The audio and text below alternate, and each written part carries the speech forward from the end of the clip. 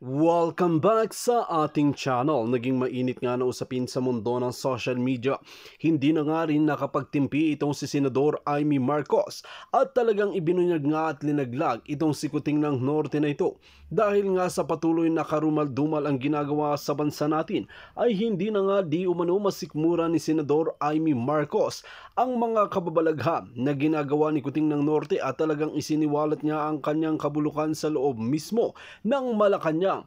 Ang katanungan lang ng maraming netizen ay sana ay hindi na naman gagamitin ni Manang Amy itong si VP Sara Duterte dahil matatandaan natin na wala na nga sa grupo si VP Sara Duterte kay Kuting ng Norte dahil hindi nga rin masikmura ni Vice President Sara Duterte ang mga kabalbalan. Ngayon nga ay talagang kakampihan na nga ba talaga ng tuluyan ni Senador Amy Marcos si Vice President Sara Duterte para sa pagbabago sa bansang Pilipinas dahil kung titingnan natin ay halos linaglag na ang mga kabulukan na nangyayari sa loob mismo ng Malacanang, lalong-lalo na ang ginagawa ni Kuting ng Norte sa pamahalaan kasama na si Lisa Smugs at Tambaluslos. Dito na natin mapapatunayan na sobrang lakas nga ni VP Sara Duterte na kahit anong gawin nga ng mga korap ng mga opisyalis na ito at mambabatas ay hindi pa rin magpapatinag. Dagdag nga ni VP Sara Duterte na kahit anong gawin ninyo ay gagawin ko ang lahat. Gagawin ko ang aking tungkulin at paiimbestigahan ko kayong mga korap na nakaupo mismo sa Malacanang na walang ginagawa kundi magpataba ng mga bulsa. Para nga sa karagdagang impormasyon, panoorin nga natin ang buong video. At kung bago ka pa lamang sa aking channel, huwag kalimutan i-click ang subscribe button at notification bell para lagi kang updated sa ating mga bagong video. At para sa solid viewers natin dyan, maraming salamat sa walang sawang pagsuporta. Mag-comment kayo dyan, yung mga memorable na binanggit niya patungkol sa kapatid niya o yung mga pangako niya. I'll try my best na basahin ko. Okay, ngayon, kahapon nga ay tuluyan nang nag-resign si Inday sa NTF-ELCAC at sa Department of Education, mga palangga. So kasabay niyan at talaga namang pinag-usapan ng buong bayan at yung iba, yung kampo ni Lisa na tuwang-tuwa sila. Okay, yung kampo niya. Pero hindi nila alam habang natutuwa sila na wala silang kamuwang-muwang dahil wala naman talaga silang connection dun sa loob ng snake pit. Hindi nila alam na nag-jujug-juga na naman si Bangag at saka si Lisa. Okay? Sino nagsabi sa akin yan? Di nasa loob mismo na sukang-suka na sa kanila. So nag-away ang dalawang salot sa lipunan at nagpa-meeting kung ano yung kanilang counter dito kay Inday at kung ano yung pwede nilang gawin para sa kanilang mga black propaganda. So, alam nyo na po yan, last year pa nagsimula yung mga black propaganda na yan. Even mismo si Liza Tanas ay nagpa-interview kay Taberna kung saan na mukha siyang pinulot lang talaga sa pusali yung kanyang drama doon na pamasa-masa pero hindi talaga masa masang mandorobo yung itsura niya doon. Okay, punta tayo dito sa opisyal muna na mensahe ni Senator Amy Marcos. Alright, sabi niya dito, 21 hours ago, right after na mag-declare si Inday ng kanyang resignation sa gabinete ng mga bangag, ito na nga ang sinabi niya. Ang aking pagmamahal, pagtitiwala at paniniwala sa iyong kabutihan, husay at pakikipagkaibigan ay hindi kailanman magmamaliw. Hindi kailanman magmamaliw. Di ba may kantang gano'n? Maalaala mo kaya ang sumpa mo sa akin. Di ba? Parang gano'n yan. Hindi magmamaliw. O sabi niya, ako ay iyong kasama sa bawat hakbang. Hahakbang na ba si Senator Amy bilang isang maisog? And now, by the way, ipaalala niyo po sa akin at babasahin natin lahat yan yung mga hinaing ninyo kay Senator Amy para marinig niya. Nanonood yun. Alright? For sure. Sabi niya, ako ay iyong kasama sa bawat hakbang, bawat araw at bawat laban. Dahil iisa lamang ang nais natin. magwagi at magtagumpay ang mahal nating Pilipinas. Ngayong gabi may bubukelya ako sa inyo. I don't know, baka nabanggit ko. Sa dami kasi binubuking natin dito mga palangga, hindi ko na mabilang. Okay? Pero ano yung statement ni Senator Amy?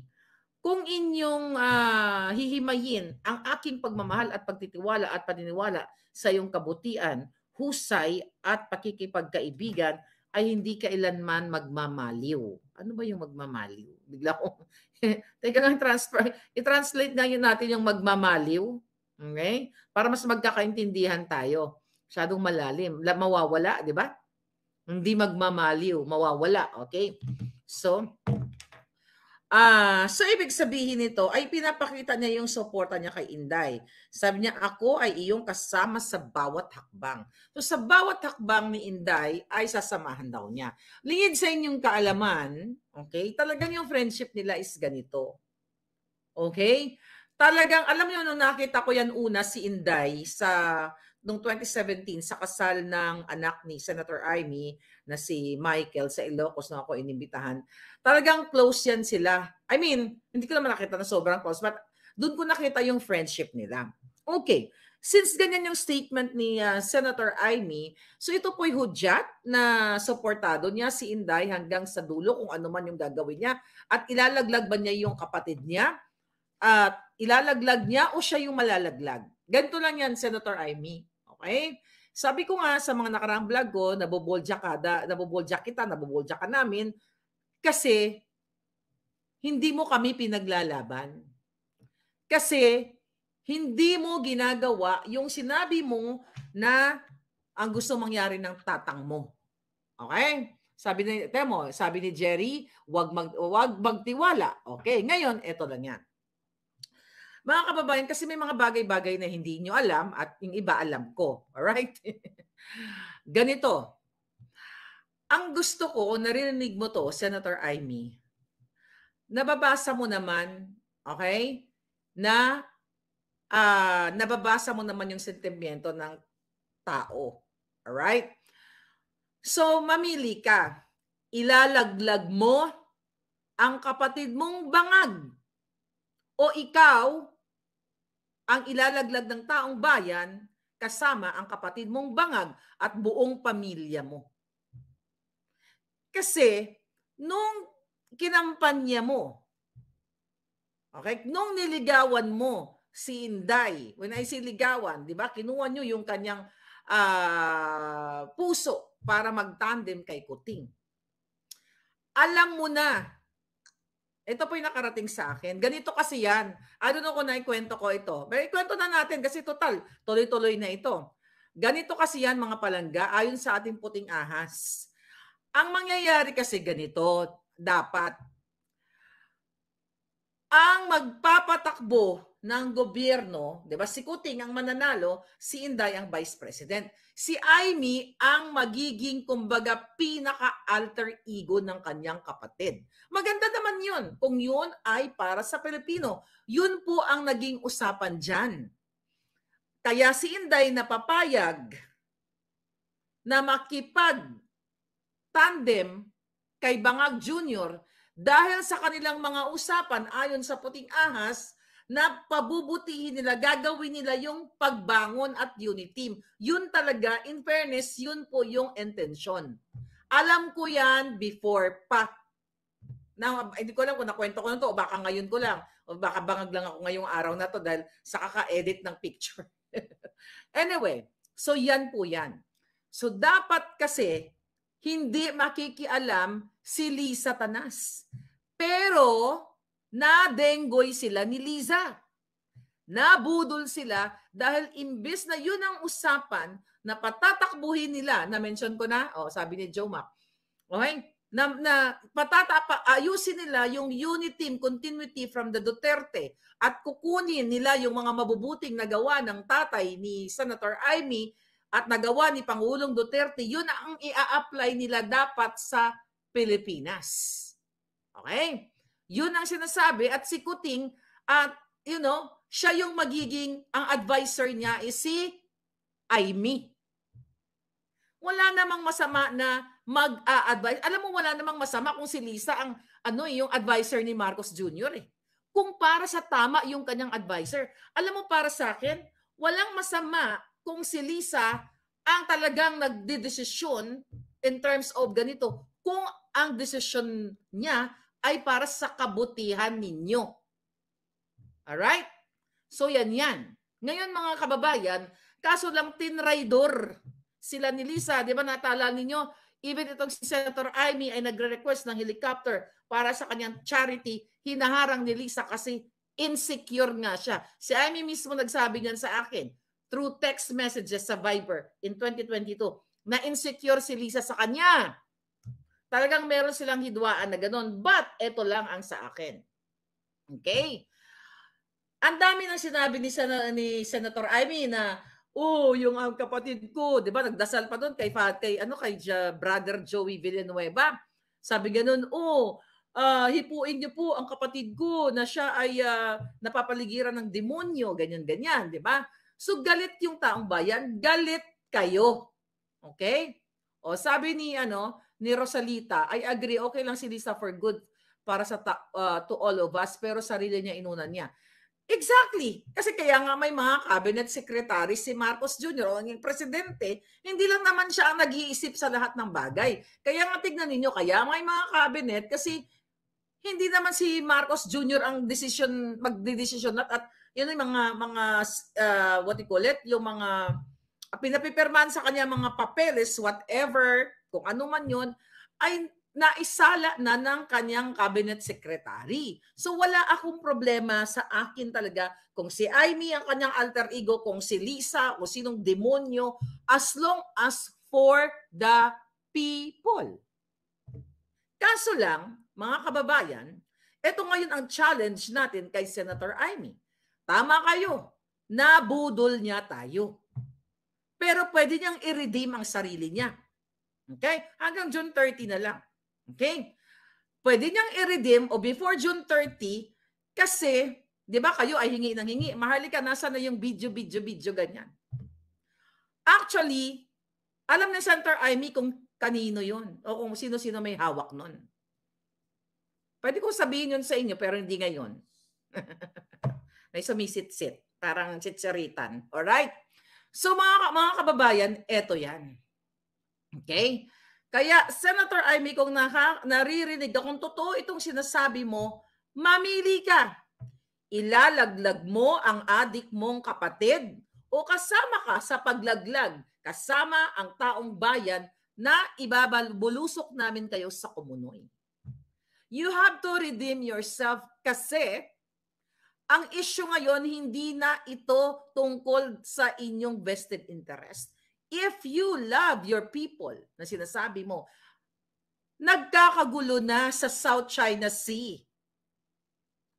Nagkakasakitan na. At the moment na umiglap ang kaguluhan, buburahin tayo sa mapa. Kung hahayaan mo, Senator Amy, natikisin dahil sa dugo na nanalaitay sa'yo, dahil kapatid mo, over sa 100-something million Filipinos. Sabi ko nga sa inyo mga kababayan, di ba? Let's talk about timeline. Kasi we all know that they're waiting for June 30th. Maka 2 years si Inday. Okay, fine. Pagbigyan natin. Number 1, ang laki ng kasalanan ni Senator Amy sa bayan nang pinatakbo niya si Marcos Jr. na ito ay addictus benedictus. Ulitin ko, Senator Amy, harapan, alam mo na lumuhod ka kay Pangulong Duterte, maraming nakakita noon, nung ikaw ay nakiusap na wag nang isama si Kuting sa narco list kasi baka pwede mong kausapin na magbagong buhay. Pero hindi, nagkamali ka, nabudol din si Pangulong Duterte. Simula nung lumalaki si Marcos Jr., alam mo na addict siya. At alam mo din, alam ng mga kamag-anak mo, na galit din ngayon sa kay Marcos Jr. Kaya, alam naman natin, lahat tayo ngayon buwisit sa pangalang Marcos, di ba? Pero in fairness, may mga Marcos na galit din. Okay? Sa father's side ni Bangag Jr. dahil sa ginagawa niya, for your information. So ngayon, Senator Amy, alam mo na si Marcos Jr., ang kapatid mo'y walang kwentang anak. Di ba nakalagay nga yan sa diary ni PRRD, ni Marcos Sr. ng pinaka-problema niya, pinost ni Sandra ng Maisog, Canada, ng Vancouver. Nakita ko yun na ang pinaka-worry nila, yung kanyang anak na si Bangag na adikto, na lazy. I think yun. Comment ka nga dyan. Diyan ka. Ano eksaktong comment dyan?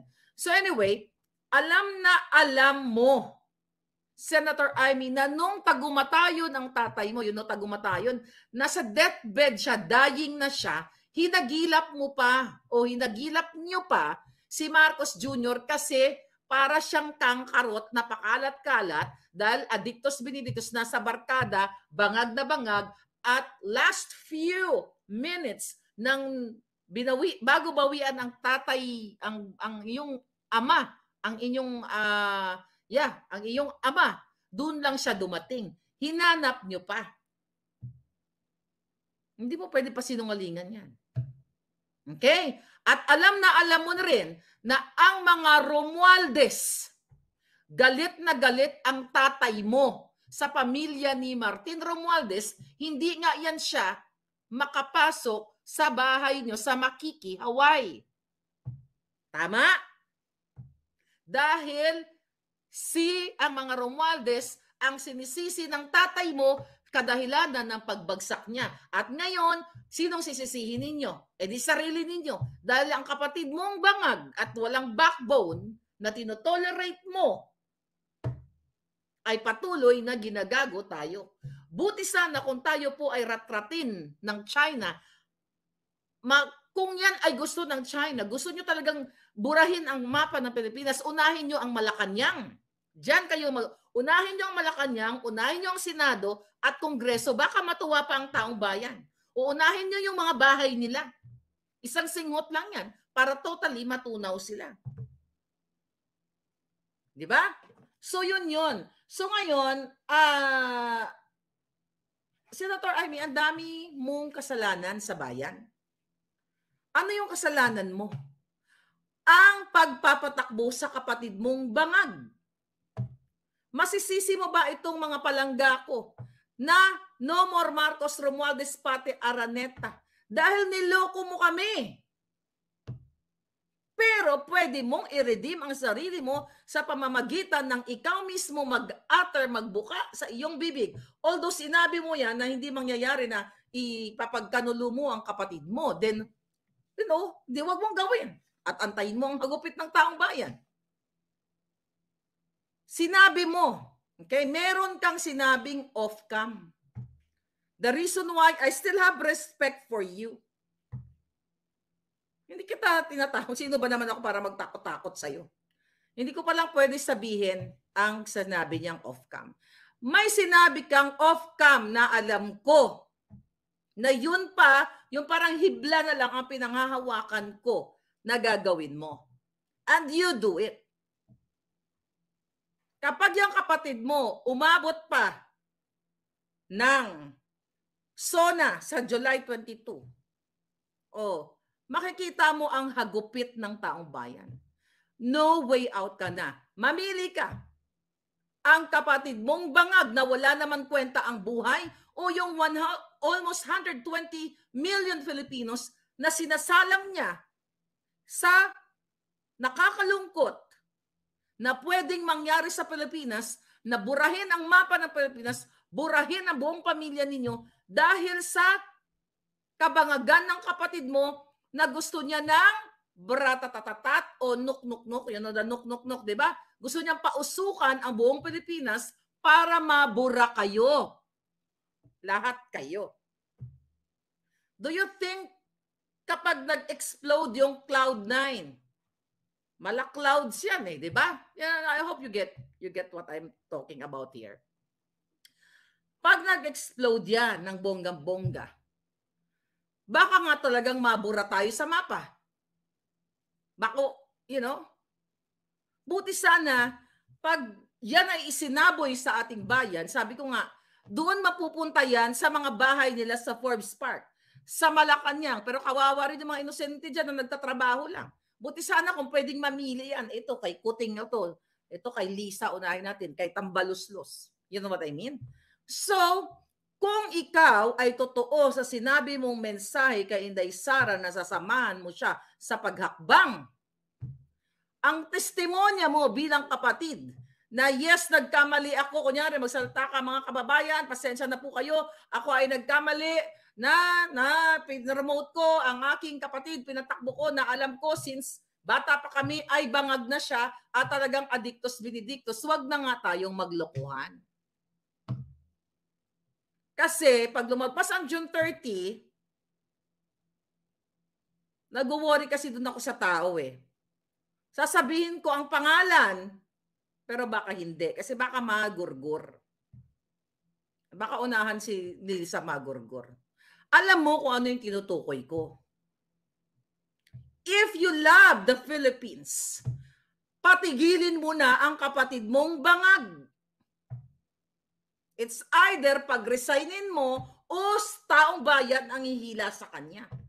Huwag mo na sanang dagdagan pa ang kasalanan mo sa taong bayan.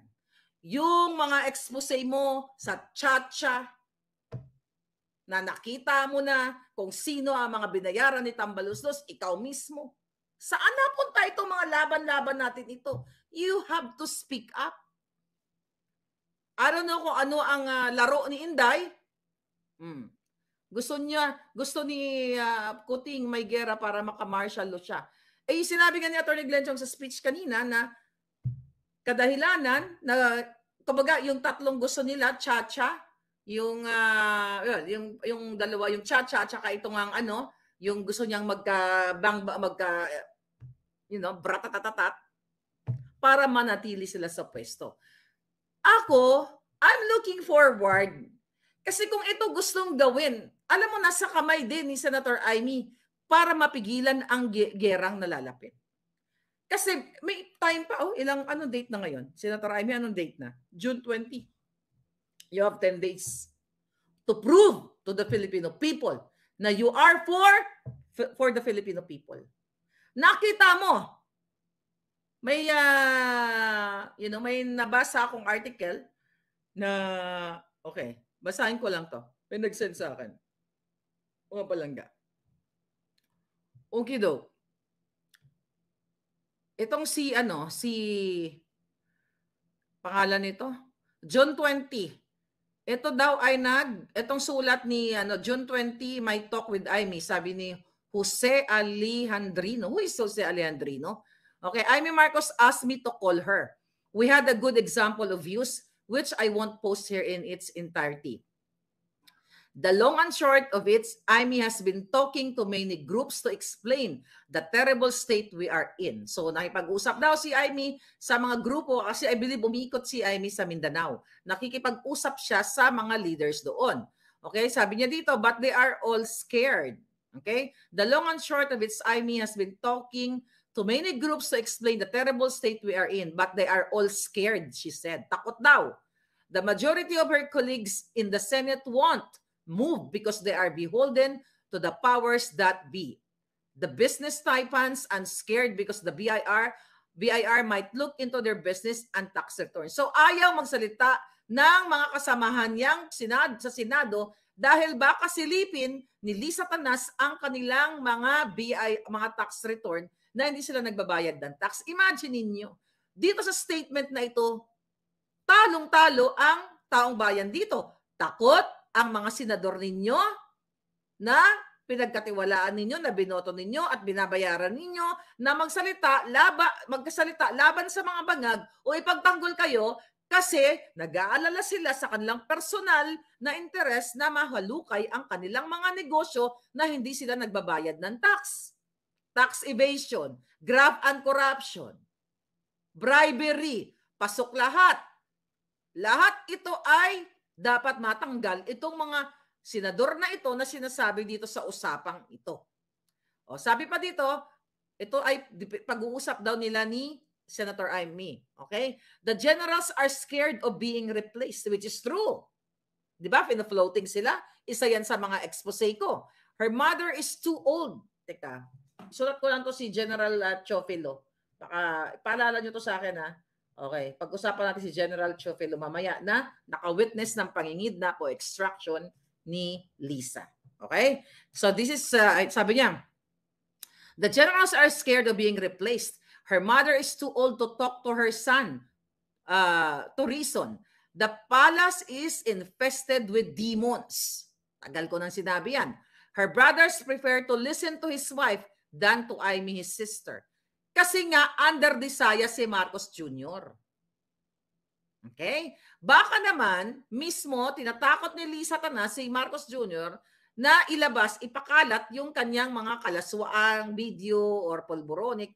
Pero, unahan mo na to, Senator Amy. Okay, sabi dito, Amy is afraid an incident in the West Philippine Sea will bring us to an open war with China. Takot ka pala eh. Ako din takot. Para sa ating mga kababayan. Ngayon, she agrees with me the Spratlys is outside the coverage of the Philippine-US Mutual Defense Treaty. What can we do? Yun daw ang tanong ni Amy. Please let me know if you have an idea. Sabi ni Amy. Amy is devastated. Inday left the government. Ba't ka devastated? Kailangan maging masaya ka. Dahil ang kaibigan mo, wala na sa mga den ng demonyo. Mong kapatid. Ngayon, sabi niya dito, na nagkakwento si Alejandrino, her son, the governor of Ilocos Norte, is stressed at the thought of his province being devastated by Chinese hypersonic missiles. Ayun na nga, kung ayaw mo itong pigilan, Senator Amy, kaya nga kung meron man akong hiling sa mga pangyayari, hilingin ko sa Chinese government na unahin, kung gusto talaga nila magpausok, unahin ang mga bahay ng mga politiko. Pamilya nyo, unahin nila. Ang Malacanang unahin nila bago ang mga inosenteng tao. Buti sana ang China, kung narinig kayo, oy mga Chinese, okay? Kung naririnig nyo ko, translate nyo na lang. Payag naman ako sa gagawin nyo eh. Unahin nyo yung Malacanang. Kung gusto nyo magpa-usok ng bonggang-boga para mawala yung mga engkanto.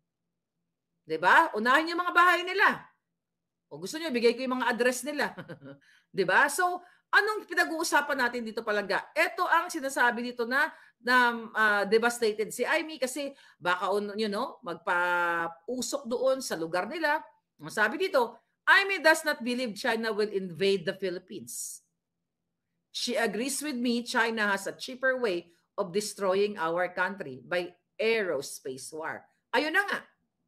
Hindi sila papasok. Magpapausok. Okay? Yun ang ibig sabihin dito. Amy is in a difficult position. No. It's just a matter of choice, Senator Amy. Bayan o pamilya? Anong pipiliin mo? Yung 100, more or less 120 million Filipinos, mga kabataan, mga sanggol na gayon palang uusbong, o ang kapatid mong bangag na wala namang kwenta ang buhay niya dahil ever since nang ipinanganak siya sa mundong ito, nagparty, nag-adiktos, nagnakaw, nakipagtsurbahan o kung ano-ano pa. Sabi niya dito sa nagsumulat, she is doing her best to convince people of the consequences of war with China. Tama naman yun. Dahil walang panalo sa pakikipagbanggaan sa China. Dahil wala nga kayong makain, ulit-ulitin natin, wala nga kayong pambiling bigas, papausukan pa kayo. Talaga namang mabubura kayo sa mundo. At ang after Dito nga natin makikita na talagang inilabas nga rin lahat ng mga ebidensya at pruweba ni Madam Maharlika na hindi niya na nga rin binebenta ang kanyang dignidad para lamang sa pera, hindi gaya ng ibang mambabatas na talagang benenta na ang kaluluwa kay Kuting ng Norte dahil lamang sa pera. Kung kayo ang tatanungin mga kaibigan, ano ang inyong mga opinyon? Just comment below sa ating comment section at ating pag-uusapan.